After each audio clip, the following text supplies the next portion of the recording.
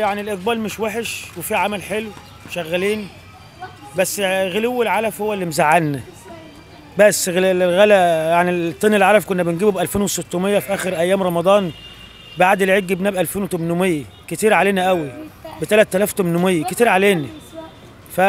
والغلا ما جاش على الروح نفسه، يعني احنا شايلين مع الزبون يجي 2 جنيه من غلو الاكل. فالاقبال السنه دي مش قد كده برضه، اقبال ضعيف شويه. بالنسبه للاسعار، الاسعار في فرق من السنه دي من السنه اللي فاتت، يجي 5 جنيه في الصاحي في القايم. السنه اللي فاتت مثلا كان ب 38، السنه دي مش اقل من 42 الخروف. الجدي كان ب 55 السنه اللي فاتت، السنه دي ب 60. ففرق اسعار ناتج عن غلو الاعلاف والحاجات دي.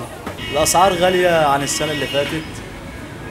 الكيلو الجاموس وصل 35 جنيه، البقر وصل 40، الخروف وصل الكيلو صاحي 45، والجديان 55. السنة اللي فاتت كانت أقل 5، يعني كل كيلو زاد 5 جنيه في الأنواع كلها، جاموسي وبقري، والأغنام نفس النظام. الأسعار طبعا غالية علشان مفيش لنا موارد، احنا بالنسبة لنا كجزارين مفيش موارد عندنا، الموارد اللي احنا بنشتري الحاجة دي بإيدينا. بنشتري الحاجة ديت بإيدينا احنا. بنسوقها من السوق بإيدينا. العليقة بتاعت المهام غالية. العمالة بتاعتها غالية. يعني ده حاجات اصلا المفروض المسؤولين في الدوله يراعوا الحته دي، مش موضوع ان يجيب لنا لحمه من بره ولا من جوه، مش جوه ده مش حل، ما بيحلهاش.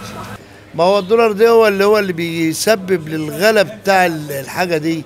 انا لما بشتري السبوبه باجي بجيب لها اكل بحطه عليه، زي ما يكون واحد جاب حصاله وبيعين فيها الفلوس، تيجي تلمها انت تاني. بتجيب الغلا دي منين؟ بيجي اصلا من فوق. بالنسبه للاقبال لازم الاقبال يقل، لان الناس النهارده بقوا يشتركوا ويجيبوا عجل من السوق او من عندي او من عند غيري كده. يعني الرعايه على اللحمه بس، بيعدوا يمروا علينا في اللحوم، لان احنا بنذبح في مجزر، احنا عندنا هنا مجزر عمومي، فبطبيعه الحال لازم يمروا في الاسبوع كل اسبوع. وبعدين بالنسبه لان الشادر اللي هم فاتحينه بره اللي بيقول تبع الحكومه ده مش تبع حكومه، لان هو بيعلق لحمه بلدي عادي زينا كده، بس ما بيجيبش لحمه سليمه بقى. ده بيجيب لحم طلبات ولحم وقيع والحاجات دي، واتعمل له كام قضيه وما شالوهوش. يعني هم كانوا قالوا هنشيله وما شالوهوش، لان هو مبوظ. هو بيبيع ب 55 جنيه واحنا بنبيع ب 60 جنيه.